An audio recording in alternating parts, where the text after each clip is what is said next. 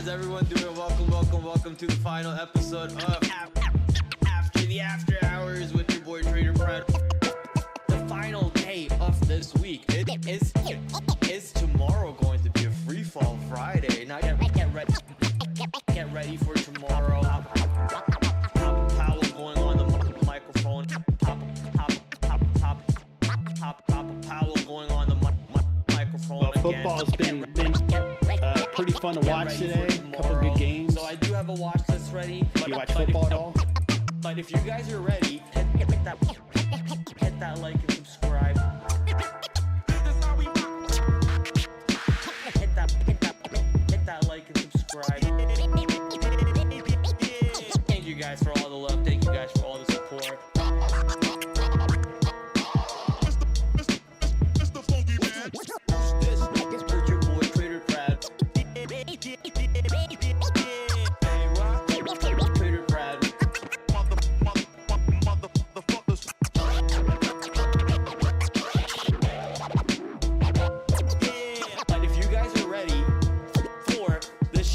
Started.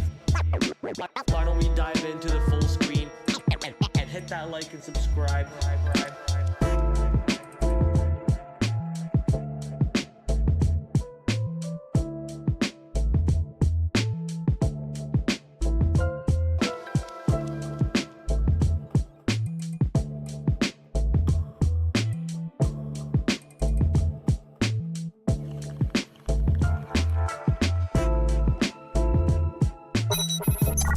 Alright, ladies and gentlemen, we are here. Ooh, what happened to my screen? There we go. We're going to the right camera. We're here with the one and only Victor H. Investing. Thank you for joining us today, Victor. How are you doing today?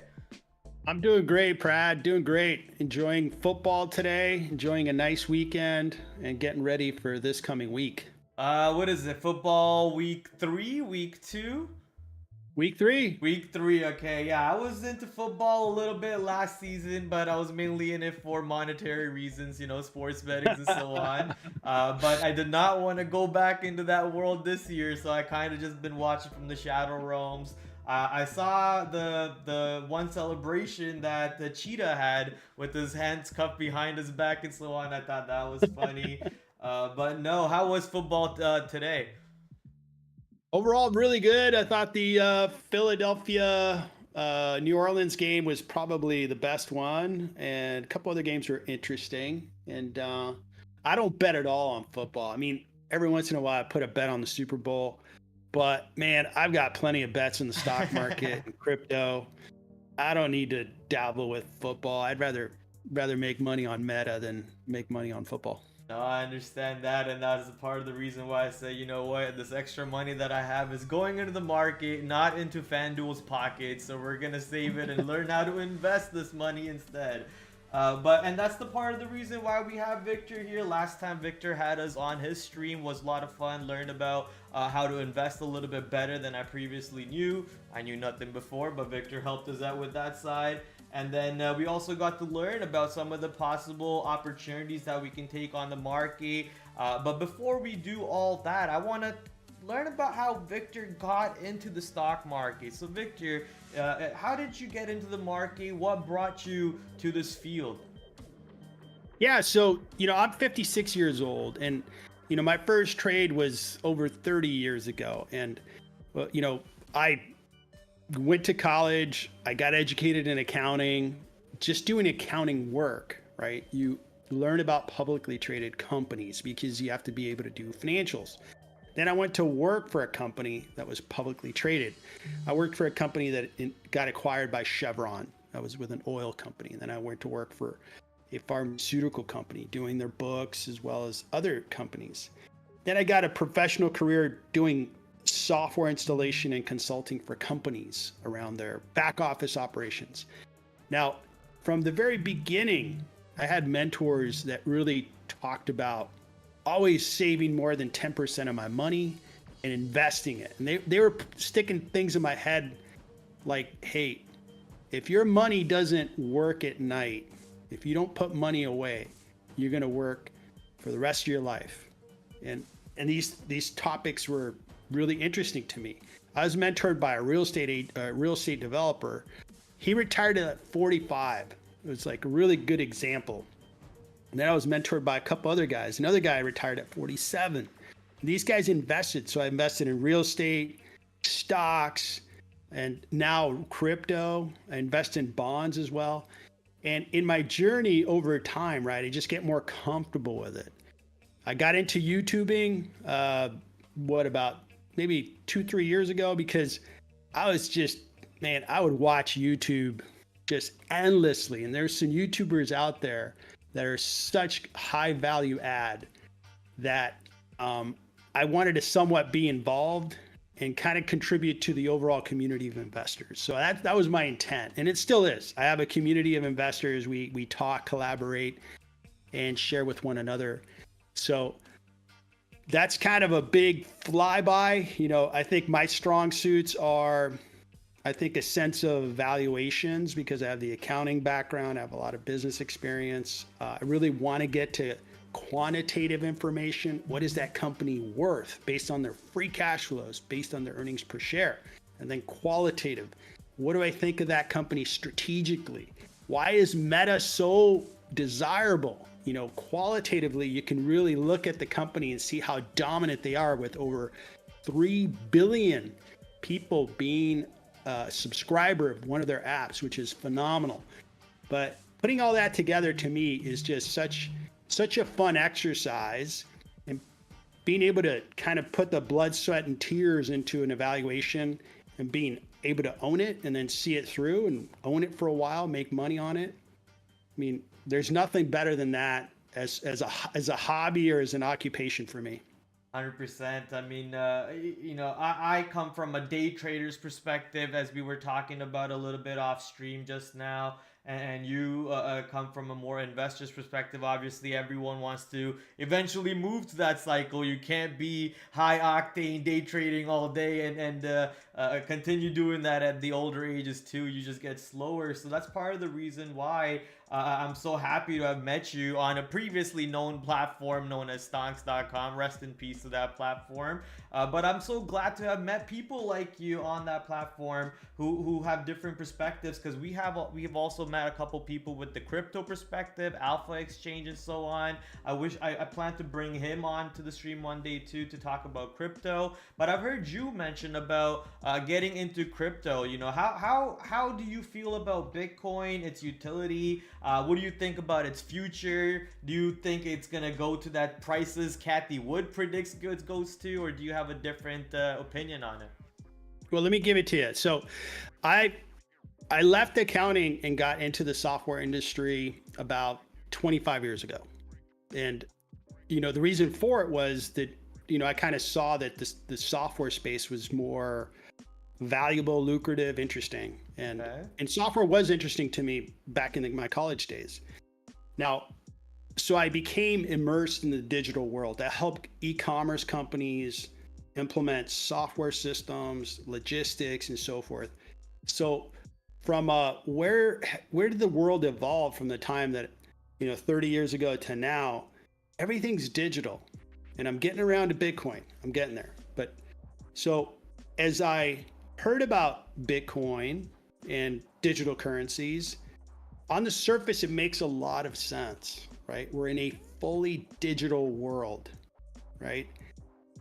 I buy stuff from Amazon. My wife changed the family Amazon password.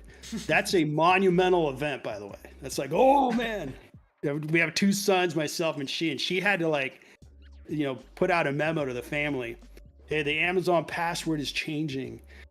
And that's just kind of a way of showing that we're completely digital in 90% of our lives, right? I go to the ATM like, I don't know, once a month, once every 2 months. Rarely, I don't deal with cash. I don't deal with fiat currency. So back to Bitcoin. Bitcoin makes total sense, because if you think about the history of gold or even paper currency, it was developed thousands of years ago to pay each other, to represent an economic measure of value. Hey, I grew these crops, and, you know, you got to reward me with something else. Currency was used. Okay, great. But that's a fiat currency. I mean, we've been using fiat currencies in a digital format for a long time. Visa makes 3% of all these transactions because they have a platform that in the 60s they developed, and they were able to create a 600 billion market cap business by just making it easy for us to transact with one another. Well, that's going to go away. In my world of the future, Visa's gone, MasterCard's gone, American Express is gone. Why?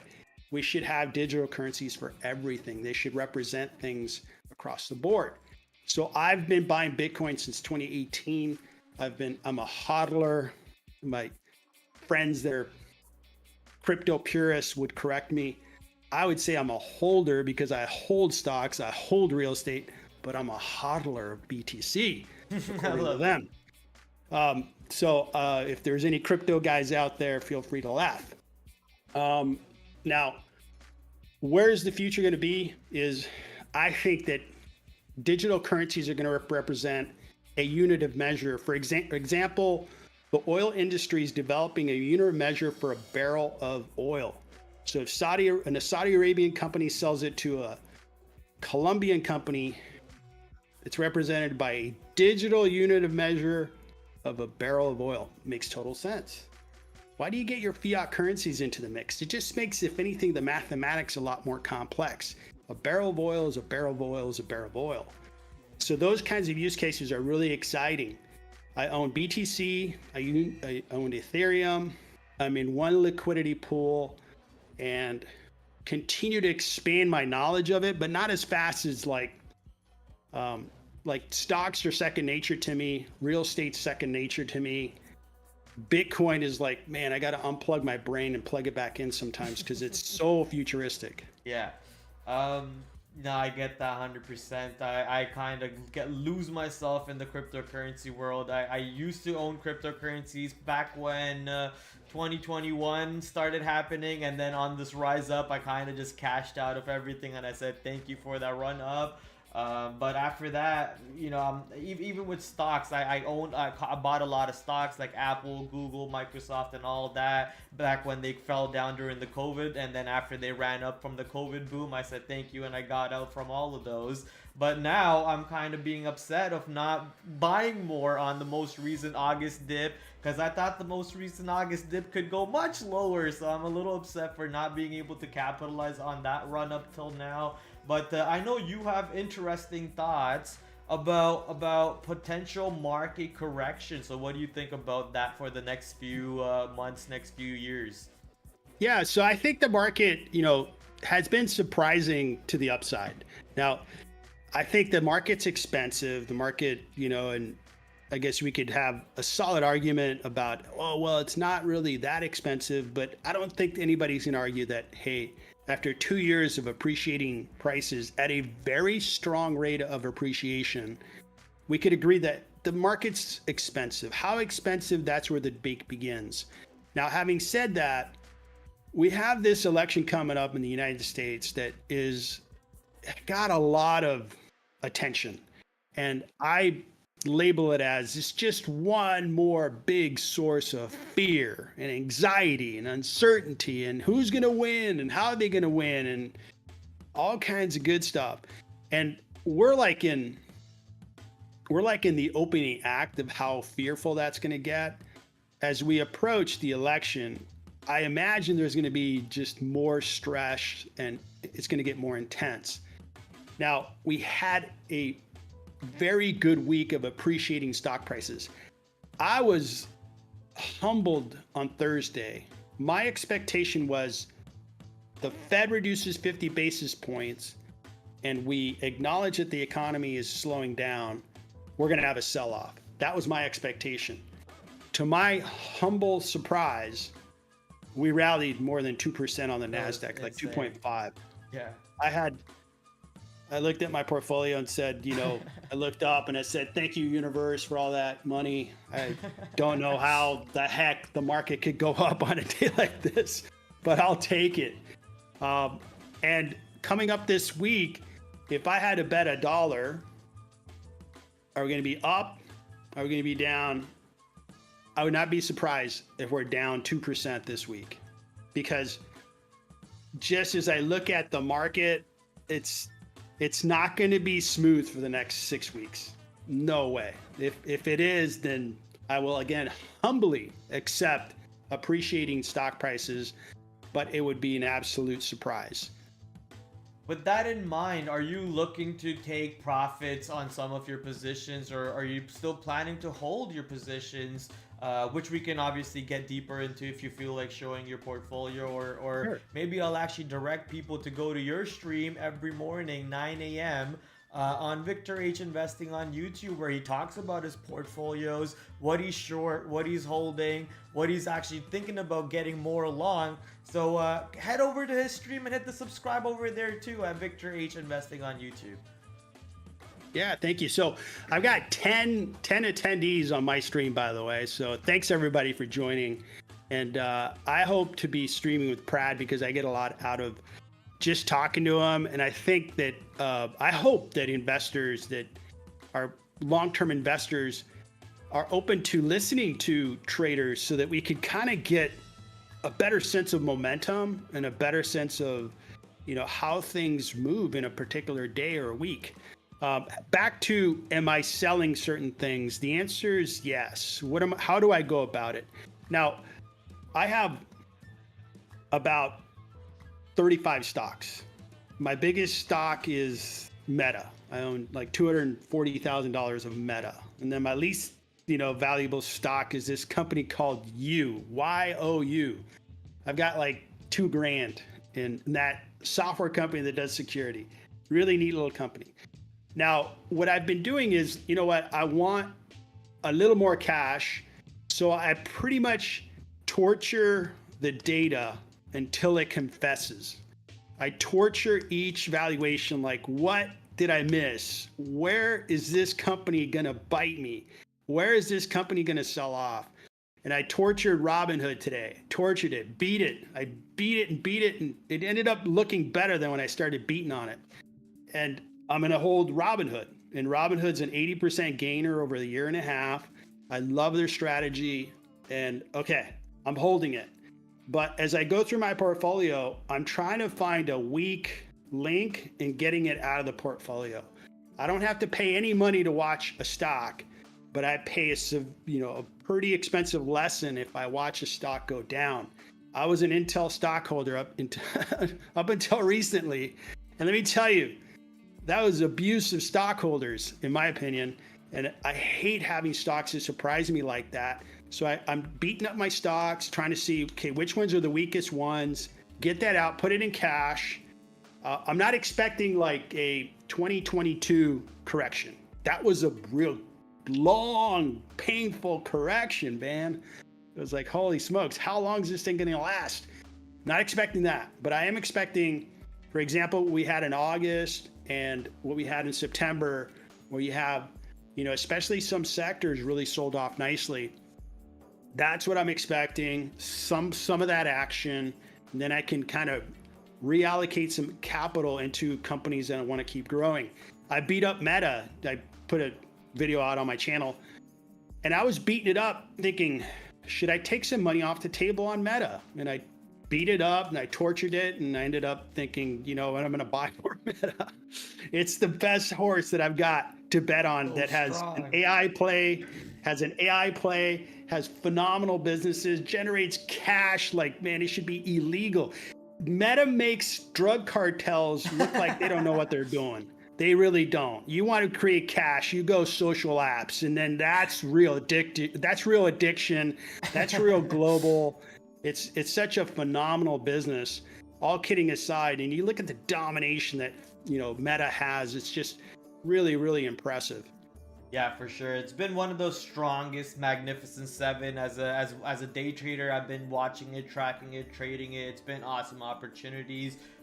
Just can't talk enough about Meta. But when it comes to investing into Meta, I kind of always hesitate a little bit because the prices are always so much higher than when I previously was looking. I'm like, okay, maybe I'll wait for a pullback.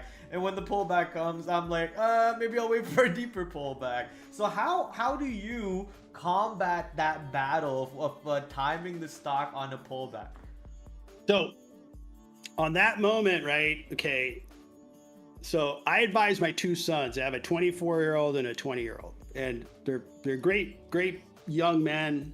They're pursuing their education still, and if I were consulting them on what's kind of, to me, my point of view is what's an obvious opportunity, like Meta was an obvious opportunity 2 years ago, and that is Alphabet.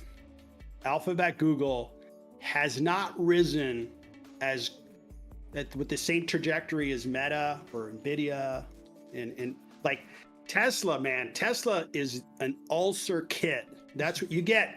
You get stock in Tesla, and you get a starter kit to get ulcers. And I don't own Tesla. Stressful. But you look at Alphabet's business, how strong and powerful it is, and you look at how strategically, if this AI thing becomes a thing, it's like, okay, they got a front row seat. They have a business that is as good as anybody's, and I would say stronger than anybody else's. They've got Gemini. They've got the large language model infrastructure down. They've got a cloud business that's growing faster than the other hyperscalers. They got a search business that's second to none, and it just keeps generating cash. They make drug cartels look like amateurs. It's really a phenomenal business that hasn't risen as quickly as the other Magnificent Seven stocks over the last 2 years. There's some storylines that maybe have hindered their growth. For example, they did not jump headfirst into like the AI craze that ChatGPT caused a year ago. And they've been kind of careful with that. Now, when you look at their self-driving robotaxi business, Waymo, that's a real deal. That's real. They've been doing it for 10 plus years. They have cars driving in the United States, and I don't know if they are up in Canada yet, but they are already in, I think, 4 or 6 major cities where these cars pick people up and get them from point A to point B with no human inside the vehicle. All automation, all AI. That's real. So that's an example of how Alphabet has an advantage, and nobody else is that far along. Alphabet's leading the charge there. They've made a partnership with Uber for 2 cities. They're doing their own thing in San Francisco, Los Angeles, and Phoenix. But you could see them forming more alliances to pretty much provide it as kind of a platform. So the next, I think, mover, a big market cap mover, is Google. And I'm buying more Google shares. I've been buying more Google shares. It could take a little while, but I would not be surprised if when we're streaming 5 years from now, Prad, when we're streaming together, we're gonna come back to this conversation. Exactly. We can come back to it, and I would be surprised if Google was not at least twice its current value in stock price. Yeah, I would not be surprised if it was 3x or 4x in 5 years. Some people viewed the DOJ, I believe it was the DOJ's ruling that they were going to split apart Google's monopoly. But when I actually read a lot of articles about it, articles said, it's actually a good thing because Google's valued at a much less valuation than all of its components combined together. So if they were to get split up and have their own separate tickers or whatever, it would still be giving Google a much higher valuation as a combination. How do you see that playing out? So the Department of Justice voiced an opinion. They didn't say you have to break them apart. They just voiced an opinion that, hey, we deem you to be a monopoly. You've been so good at search. You're so good that you have dominated that space. So that's what they said was the case. Now we have a very good example that happened, I guess it's 25 years ago with Microsoft. Microsoft, similar scenario. And Microsoft was deemed to be a monopoly. Yes, they were the best because they got there through innovation, timing, and all kinds of good stuff. And they were, I'm a big fan of Microsoft, okay? So I'm not bad-mouthing them just to bad-mouth them. But they were doing some things that were over the line. Netscape was the original browser business, and I don't know if you recall that or heard about that. I've heard about Netscape before. Never you're fairly used it young, before, but though, some young dude, man, in the 90s, this is blows your mind. it's kind of like Zuckerberg, right? He started Facebook when he was 18, 19. Just how? Not possible for me to understand that. But some guy created Netscape, which was the first mainstream browser, and he would charge basically, it was like $100, per seat per user. Microsoft saw that as a big threat, so they came out with their browser and they gave it away for free. And they actually forced PC manufacturers to only install their browser, so they used their dominance illegally. And they were that was unfair to Netscape, and they put Netscape out of business.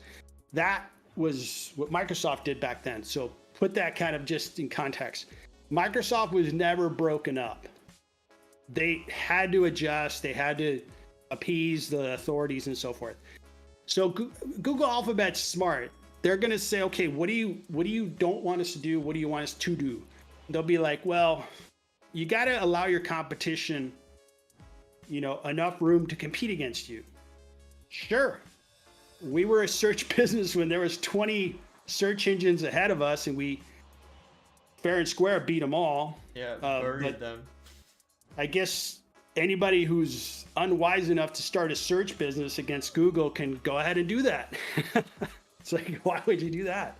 But I think how long's the Department of Justice going to hang on to this thing?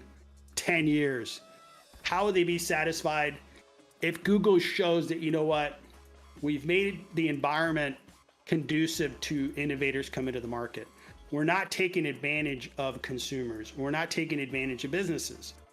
And I think that the DOJ issue, in my mind, doesn't have a lot of negative effect on the company nor the stock. Yeah, that's about the same view that I had, because even if it does make even if they do make the company split apart, this is going to be beneficial for them in terms of value anyways. Let me share a comment from one of my viewers. Falls Grave said, when Standard Oil, the original monopoly, was broken apart, Rockefeller became more wealthy. So the government said, hey, you're not wealthy enough. We want to make you even richer and grander. But it's funny because one of the qualitative aspects of looking at stocks, and I just call it out because I might as well just be honest with my viewers and the community that I operate with. I look for businesses that resemble a monopoly. Okay, I grew up playing Monopoly. Okay, right. I look for businesses that resemble a monopoly. So when the Department of Justice said, "Hey Google, you're a monopoly," I think I was like, "Yeah." Anything else? Anything else you want to update us on? Of course they're a monopoly, but they got there the right way, which was through innovation. They got there by doing it better than anybody else. And there's no rule in capitalism when they're like, oh, you're not supposed to try. You're not supposed to win 20 championships in a row. No, if you have the talent and you do it the right ways, you follow the rules, you can win 20 championships. Right. You become the New York Yankees, or you become the whatever, iconic sports franchise you want to use. So I think that it's a story, most definitely. It's going to be a little more administrative efforts that Google will have to put themselves through, but I don't think it's going to be a significant headwind for them. All right, so yeah, that's good to hear exactly, because I'm getting ready to buy some Google.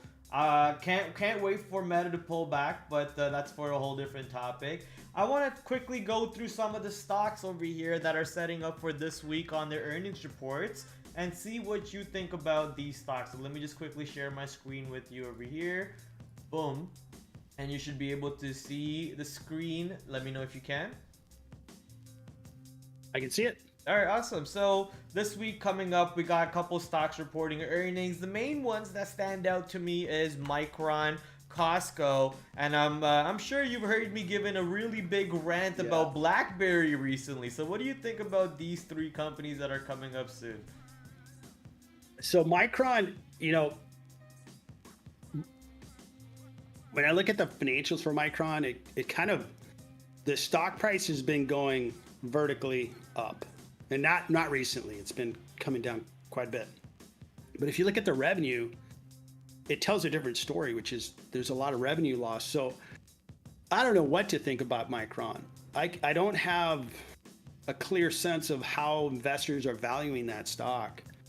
So that's one that is too strange for me to try to get my head around. The other two I have better comments on. Okay, so let's head over to Costco. So Costco, holy smokes, man, how does a retail business become this valuable? And I've never, you know how you're kind of on the outside looking in on Meta. I'm on the outside looking in on Costco. It's like, it's a freaking retailer, people. I go to Costco. It's no frills shopping. You go in, you get out. They have margins that are razor thin, but they make it work. And the valuation of this company is super high. Now, for the last 10 years, I've been telling myself, well, there's going to be a day of reckoning with Costco. They're going to stop growing and then investors are going to flee. I don't think that's going to happen. They just continue to just rise in value. And I don't see it changing. I don't see it changing next week. Yeah, Costco has been absolutely crazy, almost breaking all-time highs again, going into $1,000 incoming very soon at this point. When do they stock split? That's what I'm waiting for. Eventually, this stock has to stock split. We've got every single major $1,000 name stock split so far, so I'm just patiently waiting for this one. The next stock was, if I remember correctly, was BlackBerry. Now this one is no longer an investment, but how do you feel about BlackBerry after their overall history of being in the market, being a cellular device, and so on? Yeah, so I think, so in today as an investor, BlackBerry is interesting because they do continue to have a royalty business where they really do have very good security technologies that they license out to other companies. And they acquired a security software company, and they are operating that software company now. So they're trying to build themselves up. So BlackBerry is a case study that I totally got my head around. In their dominance, they had 80% plus market share of the smartphone market before Apple, before Android, and they just didn't see how a tablet based phone was going to dominate. But in their heyday, they were above $300 billion in valuation back when $100 billion was a lot of money. They were one of the original, super mega caps.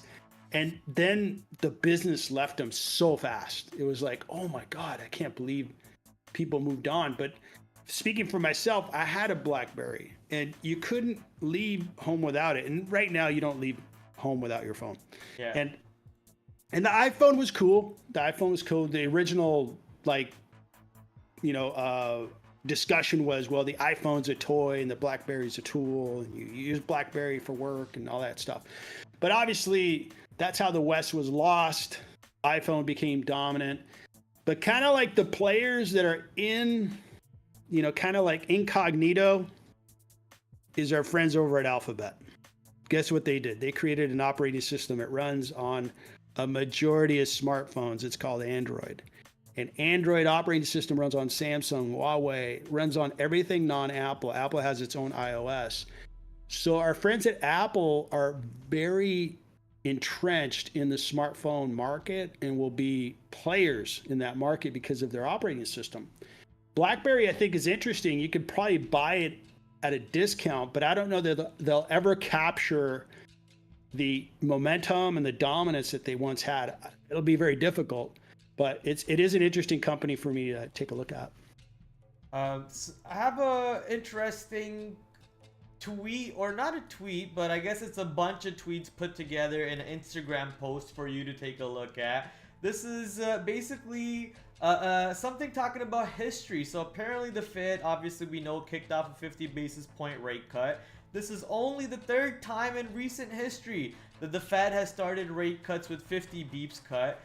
The last two times were 2007 and 2001, and both times market tumbled down 31% and 26% respectively for about a 2-year period. And the third time we did a 50 beeps rate cut was obviously most recent one in 2024, September 18th. So the dates line up too. The dates absolutely line up because that's when the FOMC dates are. September 18, 2007, they had a 50 beeps rate cut. 2008 happened. September 18, 2004, we get a 50 beeps rate cut. Does that indicate 2025 to be somewhat of a historical repetition? Or does the Fed actually have this somewhat in control, as they're saying that, hey, we were in recession those years and that's why those big moves happened? We're not in recession now. The economy is doing better. So we're not going to go into a big tumble like that like before.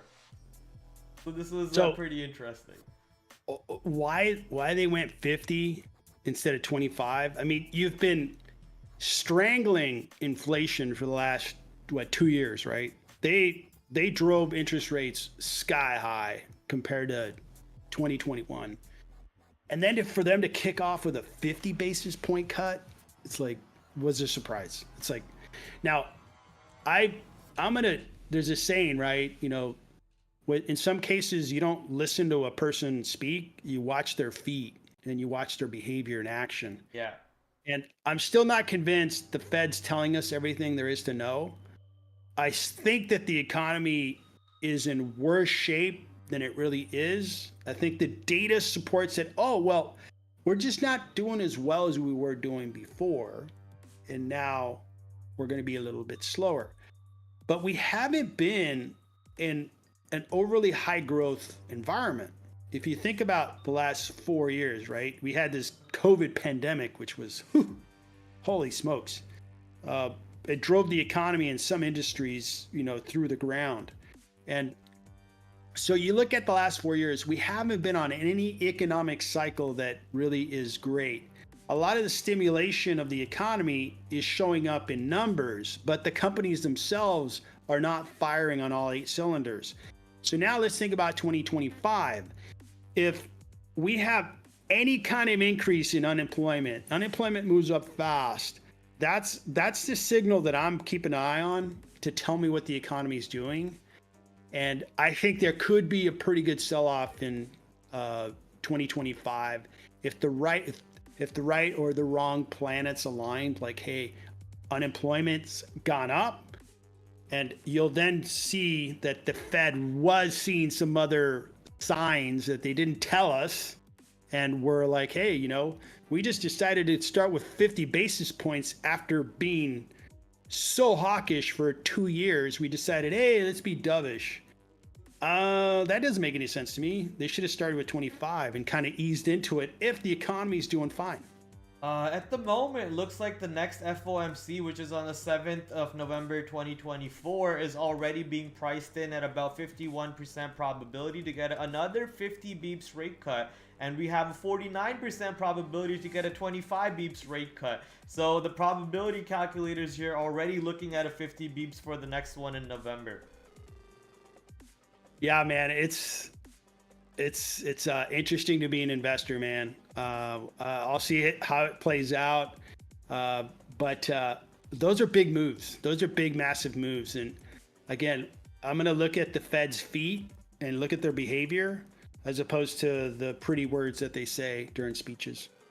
If you don't mind me running through some of the stocks over here, I'm gonna quickly talk about some stocks over here that are on the watch list for the coming week up ahead.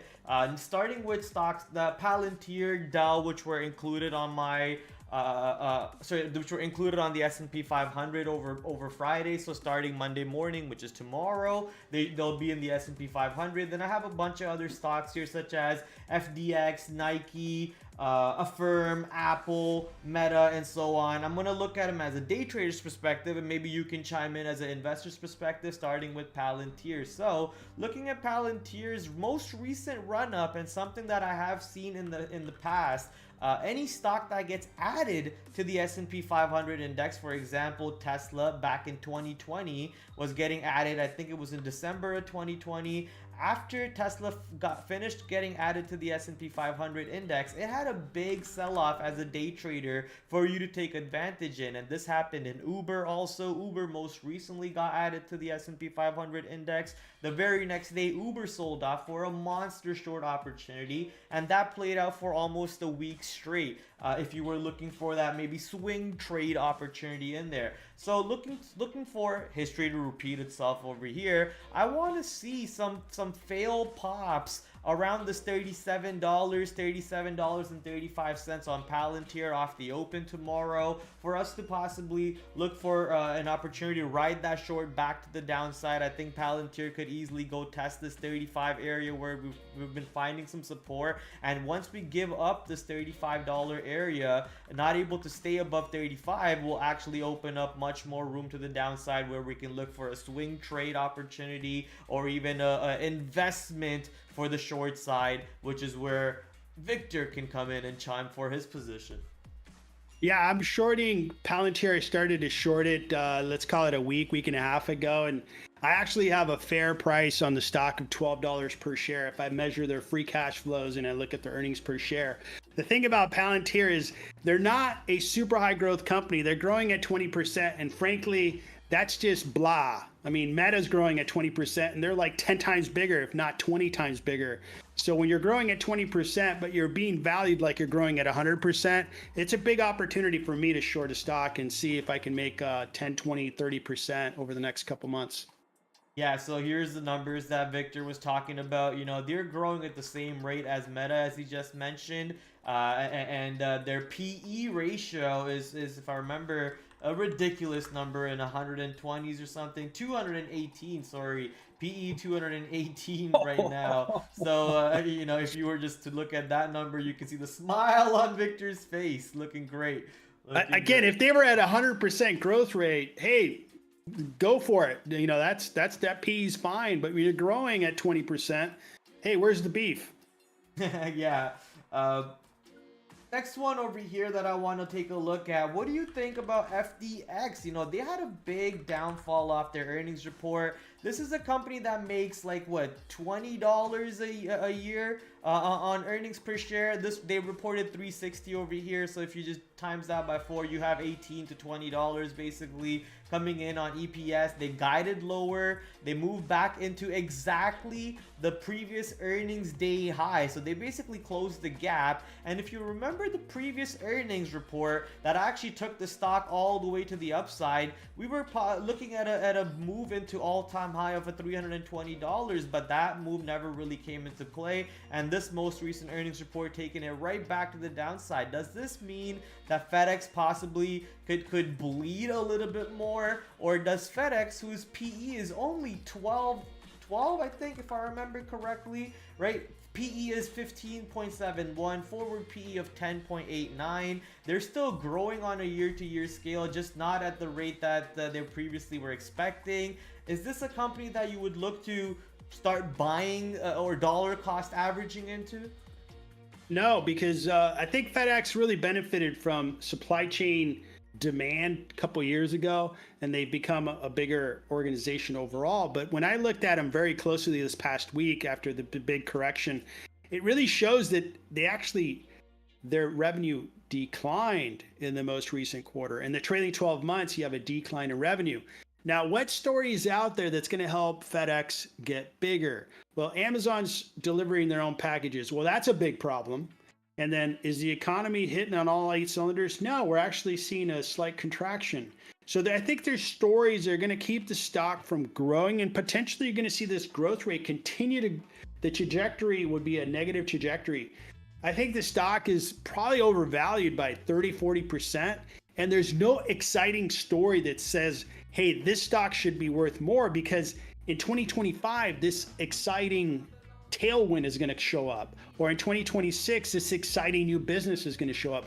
There's really nothing there. So I looked at FedEx, and you know, I'm a pass on FedEx. It's like there's nothing there. There's nothing exciting. I could wake up 5 years from now. One of the things that I look at a stock is I want to believe that in 5 years a stock is going to double.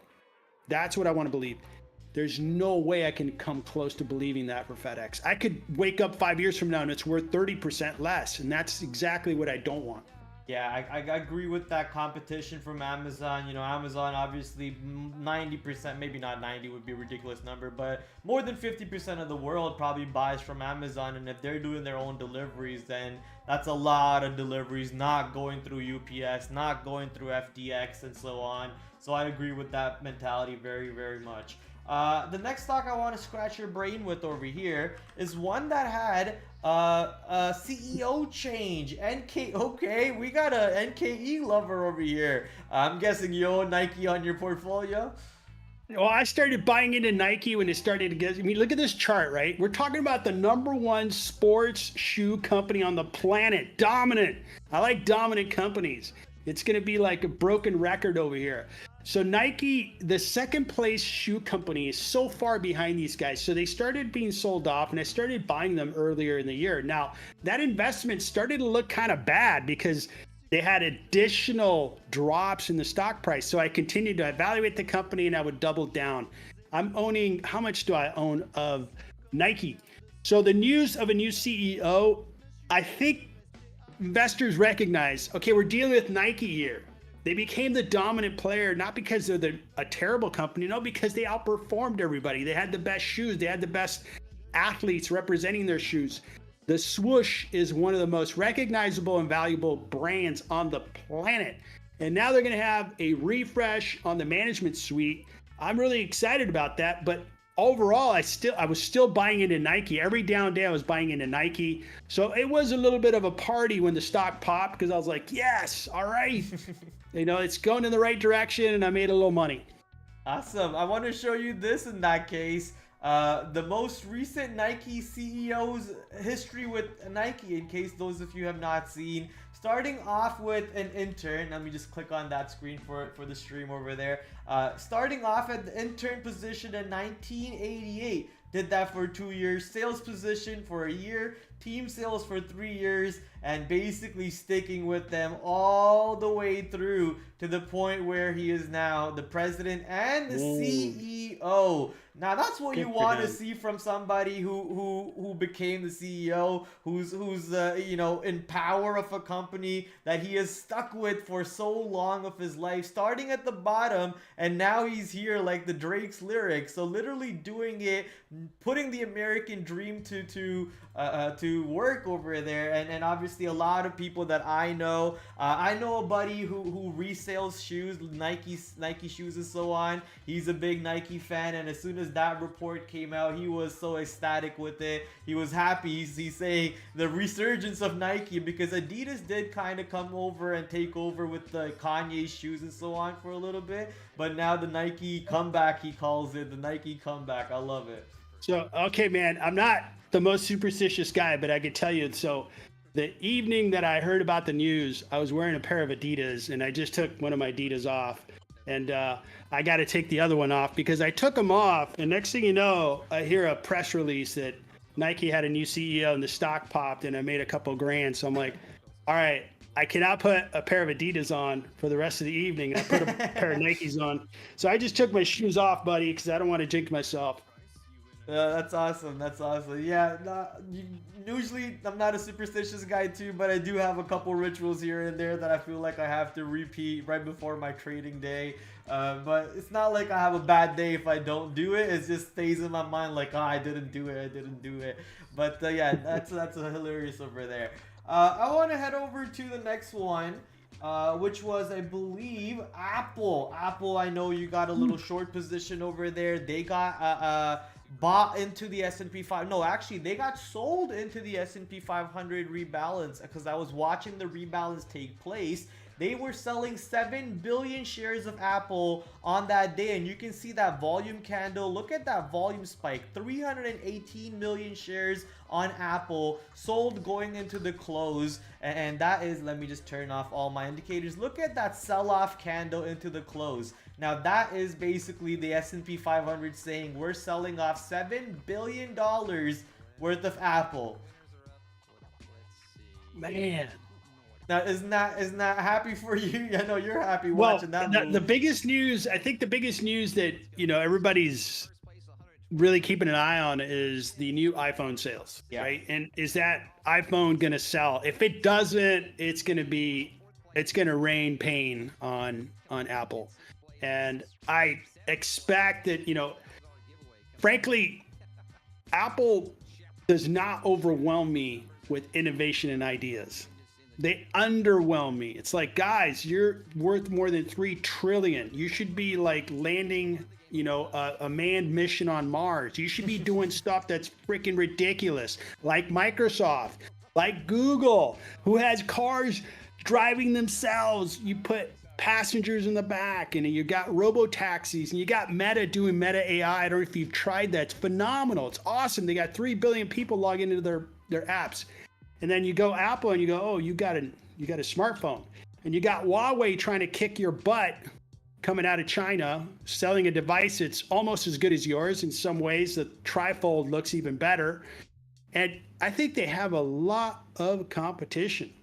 Having said that, I don't see, again, what's the story that's going to make Apple stock double in the next 5 years? I don't see it. What are the stories that lead me to believe that Apple is going to be worth 50% or less over the next 5 years? There's a lot of stories. There's a lot of stories that I could write, and they have a lot of facts, and they have a lot of trends that people would believe in. Yeah, I mean, I agree with that. I'm not a big Apple guy at all. I'm actually a very anti-Apple guy because I'm a big Google guy. I've used Google phones all my life. I had the phones that were Google phones, but they weren't actually manufactured by Google, like the LG, the Nexus, and so on. So I go way back with Android culture. I did make a little bit of a betrayal, and I went to Samsung in between, but then I came right back to Google with the Pixels and so on. So I'm a big Google guy, so never been an Apple guy. But one thing I did recognize is they have the brand, but even the brand is dying down now. You don't see the lines as long as they used to be back in the day. People are not dying to get the latest iPhone like they previously were. So yeah, no innovation, no lack. They announce that they were gonna get into cars, and then they said, you know what, we're backing out from that too. So everything they kind of stepped into recently, they just kind of pulled right back, and the market's just still been loving them no matter what. So I think once these numbers start coming out, we've already been seeing decline on the iPhones and a bunch of devices and so on. Once these numbers come out for the latest one, is just more sadness I'm expecting for this poor baby of the market, the ever so loved stock, the most valuable company in the public world. And it's interesting. Like, if you go like 15 years ago, the most valuable companies were the oil companies, because oil prices were through the roof, right? But you look at the top 10 most valuable companies, 15 years ago, Apple was not even close to the top back then. Okay. It's been a total reset, right? So again, go forward 5-10 years, I think Apple would be one of the first ones that I would say they're not going to be on the top 5 most valuable companies in 10 years. They're just strategically, I don't see it. I see other players like Amazon. They control how much of the commerce in the United States and globally. It's like, holy smokes, they're powerful. They're the number one hyperscaler. The AWS is a hyperscaler cloud business. They're the biggest and the baddest in that market. They created that market. Phenomenal, right? So they're creating such a powerful organization that, yeah, I could see those guys are going to be top 5 most valuable company in 5-10 years. Meta with 3 billion and counting users of their apps. Okay, you can put them in there, and you can put certain companies in there, but Apple lacks. They're so vulnerable. I just think they're vulnerable. I think the story is going to get pretty ugly. Of course, these are all stories that'll take time. I don't know if it's going to take 2 months, 2 years, but I would say this company is going to go down at some point. I love it. I love to hear that more, because I got a bear right here. I don't know if you can see it. The light's pretty much blinding it out. So I'm a bear at heart. Not that I want to see the market crumble all the time, but I just like watching the stocks go down because I'm a better short seller than I am a long goer in an intraday position mindset. I love the bull over there. And you're dealing with a bull over here, buddy. But we can get along. Get along. We're friends. Exactly. I love it. The next few stocks are kind of in the semiconductor sector. So Nvidia, Micron, TSM, Intel. I know you previously used to own Intel and they kind of went down, but most recently Intel had a positive catalyst. I'm going to put positive catalyst in quotes. The positive catalyst was Qualcomm approached them to potentially buy them out. Yeah, I mean that's kind of a definitely a game changer for the stock price, because it looks like, somebody's going to come in, an adult is going to take over. And their current management team is like, guys, you couldn't have done a worse job. So maybe investors are so relieved that, oh, the Qualcomm management team has been doing a pretty decent job. So that combined company may do something. I'm a Qualcomm stockholder, and the Qualcomm stock went down. Yeah, usually it does. Usually when the acquirer announces that the acquirer goes down and the stock that's possibly getting bought up goes up, and yeah, but it re-corrected itself, I think, right? Not yet, but the story on Intel, it's just a bag of problems. And you know what? I don't want a bag of problems. I want a company that has momentum, or I believe in the rebound. I don't try to buy too many rebounds, because sometimes, you just got to acknowledge they went down for a reason, right? Now, Intel, they've been trying to rebound for 3 years? And Nvidia has stole the show in semiconductor, and they deserve it. They were in the right space. They have the best technology for GPUs. TSM, Nvidia's overpriced. I'm shorting that stock. TSM is, and I'd love for you to show Nvidia and show the last 3 months and see that the stock really isn't going anywhere. Okay, so not the only crazy man on YouTube saying Nvidia may be priced too high. There's a lot of investors that are getting out of this, and some super investors are selling out of Nvidia, saying, hey, you know what? I'm taking the gain and moving on. So Nvidia, in my opinion, is overpriced. TSM is very overpriced. Why the hell is TSM priced so high? Their revenues have been going down, and they're not the ones that own the IP. They just manufacture. They're the foundry. They manufacture for Nvidia. They manufacture for Qualcomm. They manufacture for Broadcom. Now, if your stock price is up 80%, show me some growth, but they can't show you growth. So that's my big problem with TSM. I'm not doing anything with TSM, and FYI, I owned TSM for years. I tripled my money on TSM, sold it toward the end of 2021. So I think the company's a good business. I believed in it. I invested in it. I had pretty good balance of stock, over $100,000 in TSM. Then I sold it, moved on. Haven't been in that position ever since. Okay, yeah. So overall, I'm guessing a little bearish on the semiconductor sector. Most of them, I feel, have been run up too much, too quick. And now, what else is really left for them? The main king of the sector, I guess, was obviously Nvidia, and if that one's stalling out, I'm expecting the rest of them to stall out. You already had the crazy story behind SMCI, their 10K filings, their possible CEO fraud. This one ran up, but this is a hardware company, and hardware, as Victor could possibly chime in about hardware versus software. A hardware company never deserves to be this highly valuated, especially when you know that the CEO has history of fraud behind the company and so on. This one pulled back pretty hard with the whole AI sector. So as we are seeing the cooling down in the AI semiconductor sector come into play, I also, as an intraday trader, I'm looking for the short side. So it's good to see that someone who is a more longer perspective investing mindset is also looking for a pullback on some of these stocks. Now guys, listen, that doesn't mean you just go out there and just short every single stock that you find willy-nilly, right? You gotta time it properly.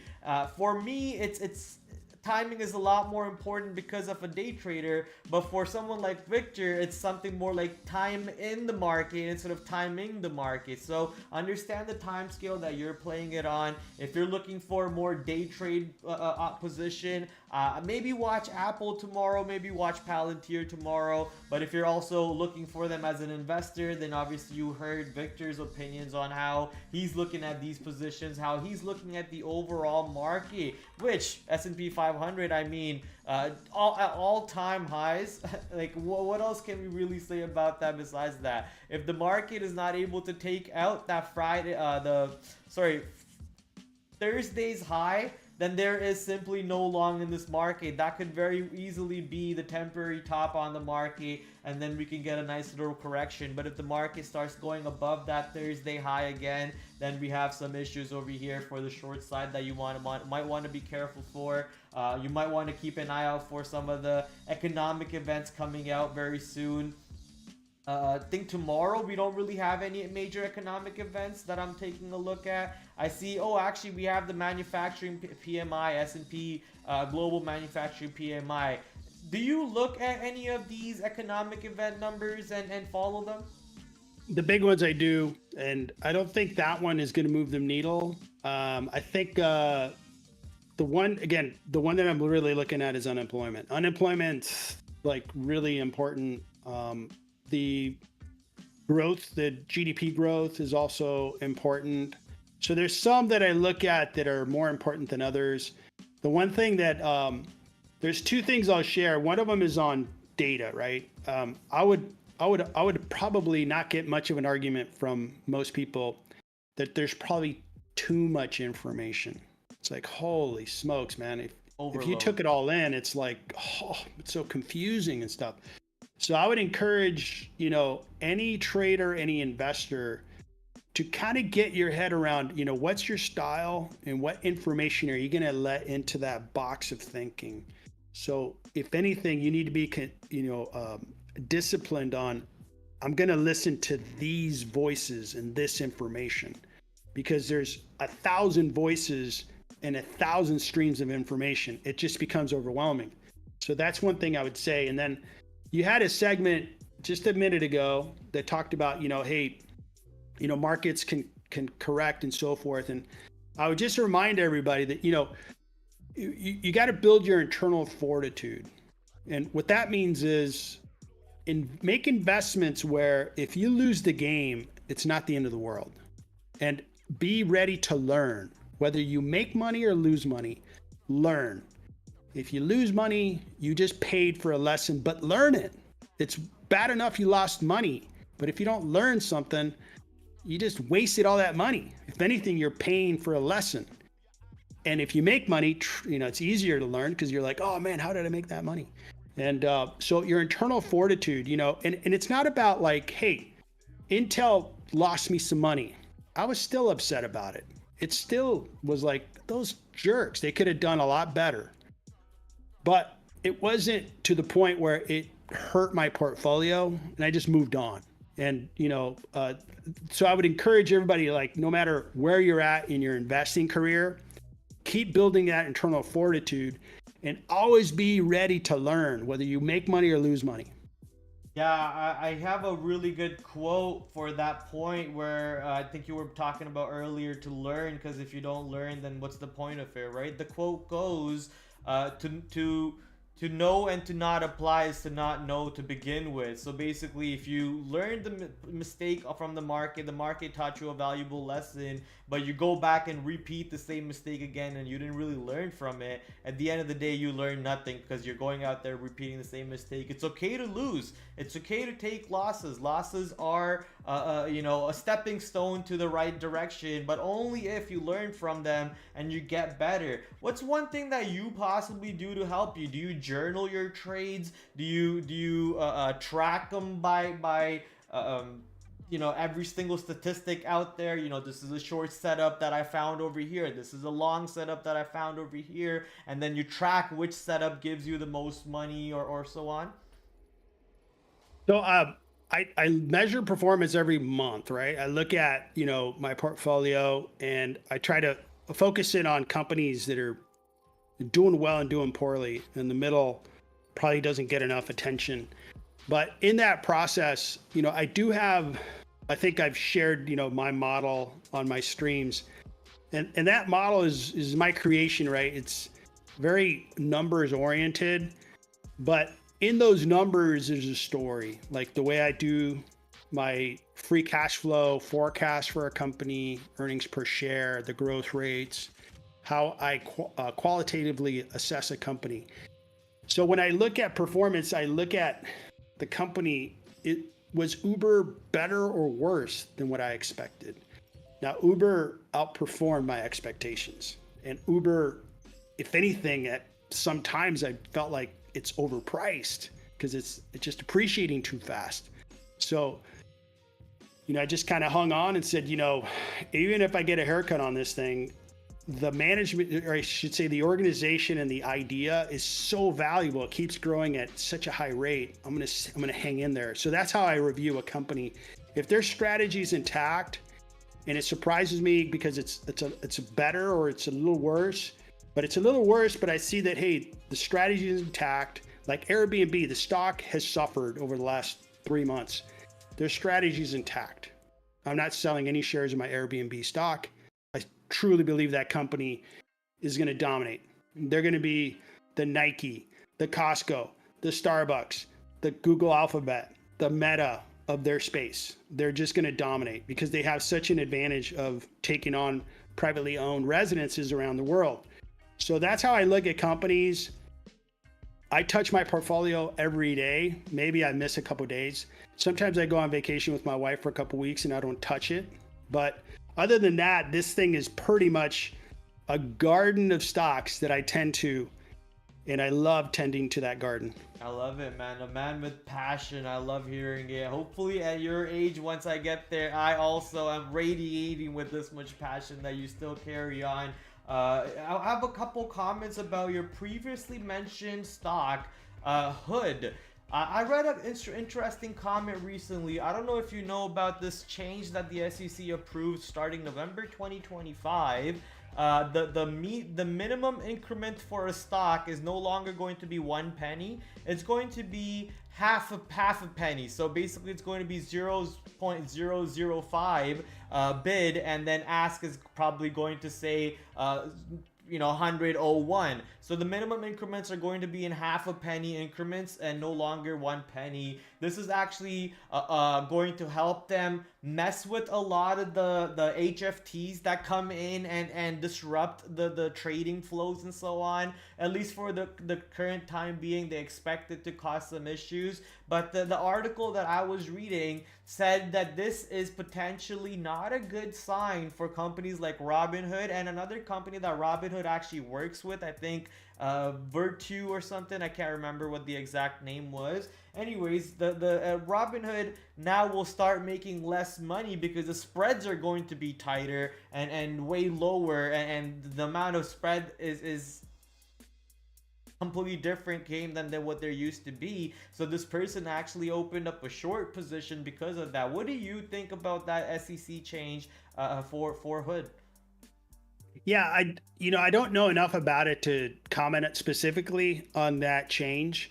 What I'm hanging my investment on is that they are dominating a part of the financial services space that was very fertile.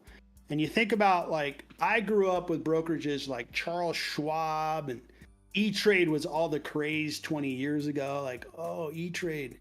And so here's what happens in these industries that's interesting and it makes sense. So when I started trading, you paid basically $30 to get into a stock, $30 to get out. If I may real quick, in Canada where I live, the banks charge you $7 in and $7 out. It is such a pain in the butt for us to do that. But thanks to Robinhood, we now have Robinhood clones in Canada, which we don't have to pay fees. So it changes behavior, but let me kind of carry a stream of thought and then come back to Robinhood and why I believe in their overall story. So it's $30 to get in, $30 to get out. Now, the brokerages built their business revenue streams based on that model. So did they want to innovate and break those models? No. They're like, why are we going to break? It's be like, concert tickets cost $50, and you know what? We want to start charging $25. And it's like, well, why are you going to do that? Well, because in their case, everybody's going to go to the other concert because it's completely elastic demand. Now, so the traditional brokerages wouldn't move. So then E-Trade came in and go $7.95 a trade.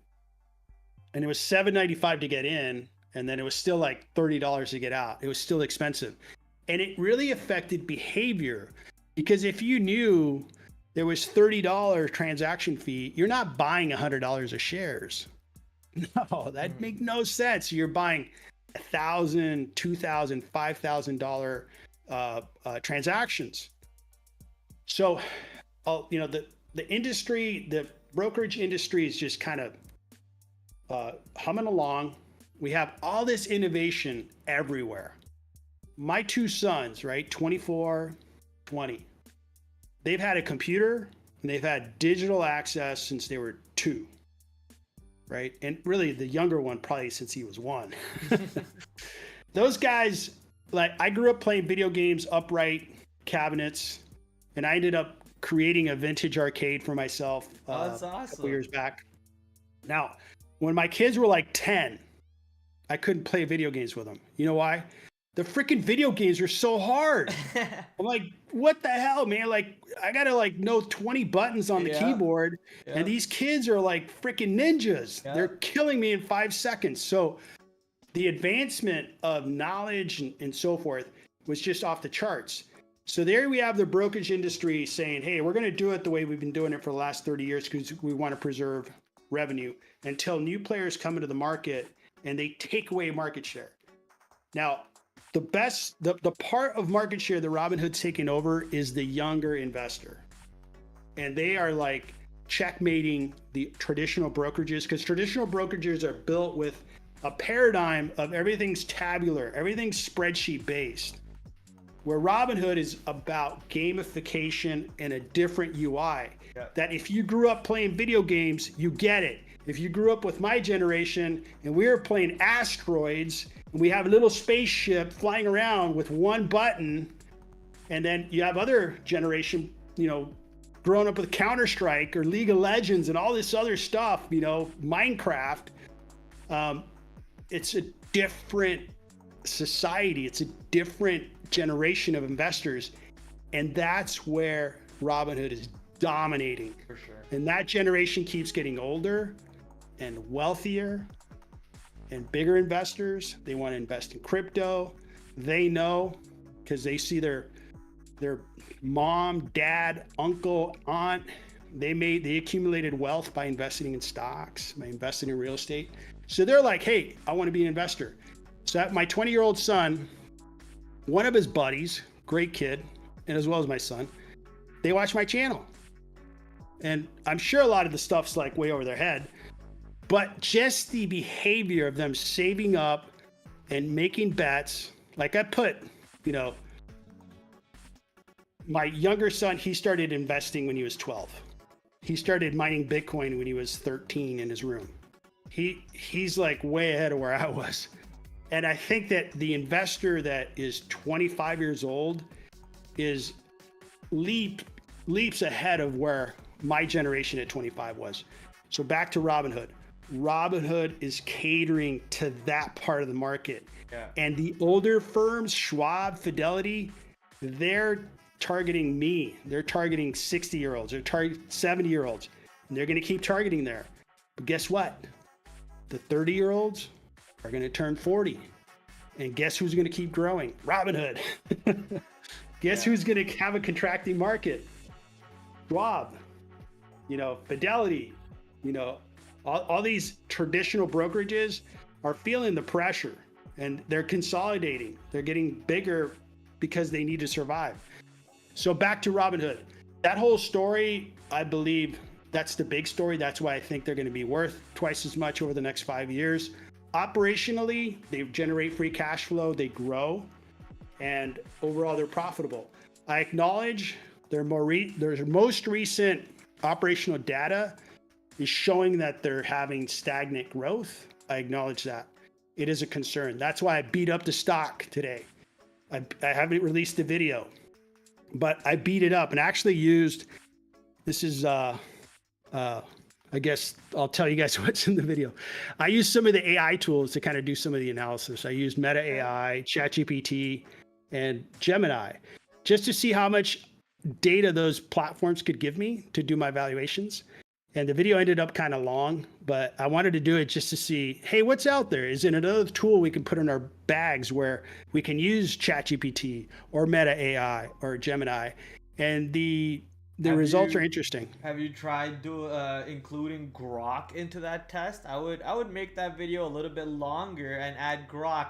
But Grok is basically a Twitter AI, which basically it uses all the tweets information. It takes all the Twitter news feed, all the Twitter tweeters informations and everything, and it does a completely sick job of reading earnings reports for me. It even generates pictures for me that I used in today's thumbnail and so on. So I would use Grok to add into that test. Make it a good hour-long video. I want to watch this hour-long AI video from Victor, how he is testing the possibilities of having AI help you create some sort of investment research, not an investment decision making, but an investment research tool. That's awesome. I personally use AI at the moment a lot in my life. I use it to make thumbnails. I use it to analyze earnings reports, analyze the sentiment analysis on Twitter for stocks and so on. So AI is an amazing tool. If you don't start using it now, ladies and gentlemen, you're gonna be falling behind in the world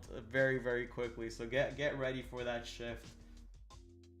One thing is I wanted to get your opinion on over here was for small cap stocks. How do you look at small cap stocks? And after that, I have two last segments, which are going to be very quick segments, and we can call it. I know I've taken up a pretty long time of your day today, Victor. I appreciate that very, very much.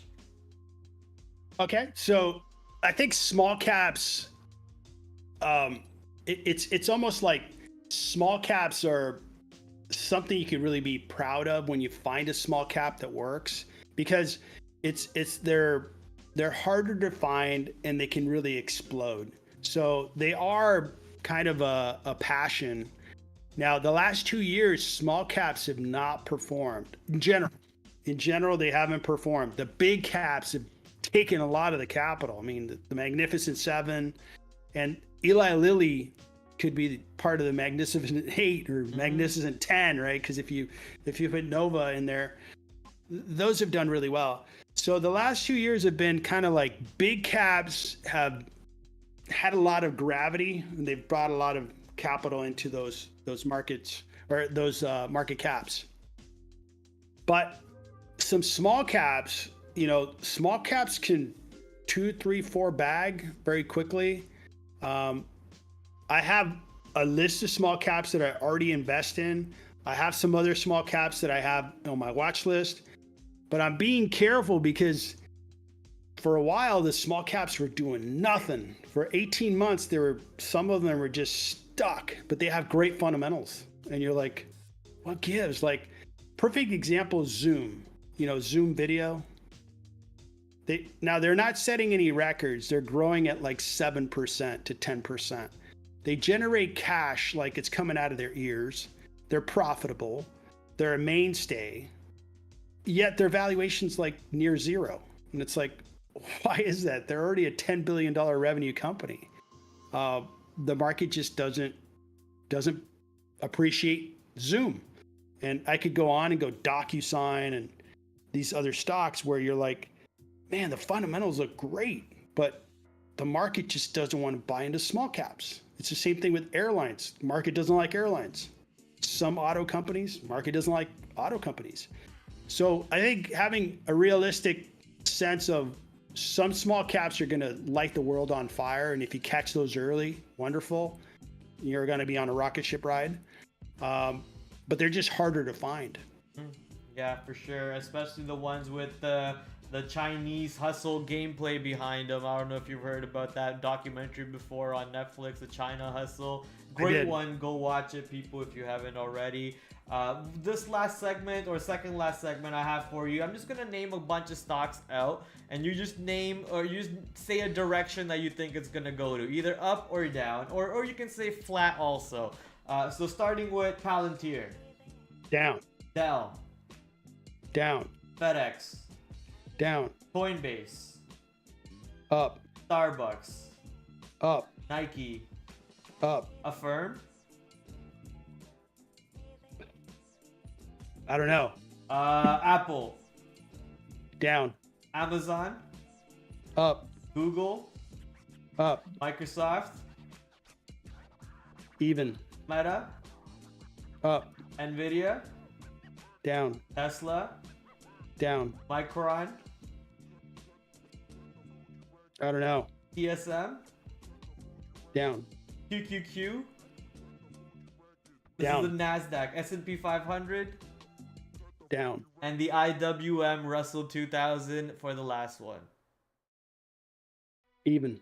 Even. Okay, that was a nice hot up and down and flat. We only got 2 flats so far, but a good mix of up and down. That was basically the stocks that I'm going to be watching for the next week over here. So I appreciate that little quick sentiment analysis on that side. And the last one, Victor, what is your number 1 underdog for 2025?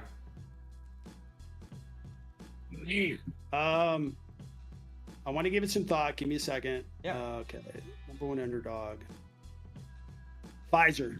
Pfizer. Okay. Why is that? Because if you look at Pfizer, a couple of years ago, they solved COVID through a vaccine. They went from being a $40 billion company to $100 billion. And I'm not a math major, but that's a lot. And then they dropped back down to 55. Now they're up to like nearing 60 billion in revenue. They make profit, free cash flow. They loaded up on this business they acquired because they had all this cash from the COVID vaccines. They were generating upwards of $30 billion of cash during those 2 years of COVID. And they did something with that cash.